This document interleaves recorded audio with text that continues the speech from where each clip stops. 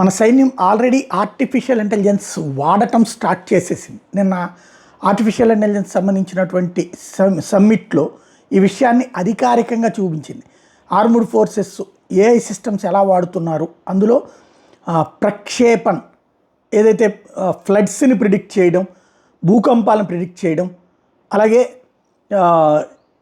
డేటాకి సంబంధించినటువంటి clear cut pictures ఇవన్నీ ఎలా చేస్తున్నాము అన్నటువంటిది ఆర్టిఫిషియల్ ఇంటెలిజెన్స్ ద్వారా ఆటోమేటిక్గా ఐడెంటిఫై చేసే సిస్టమ్ని, అలాగే పరిష్కరించేటటువంటి విధానాల్ని అక్కడ ఎక్స్ప్లెయిన్ చేసింది, విజువలైజ్ చేసింది, ఎగ్జిబిషన్ పెట్టి మరి ప్రపంచ దేశాలకు చూపించింది.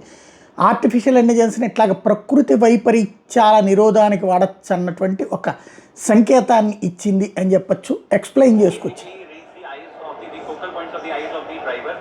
As and when they get close, it raises an alarm so that the driver wakes up. It has resulted in the casualties which used to happen earlier, they have stopped quite a bit now.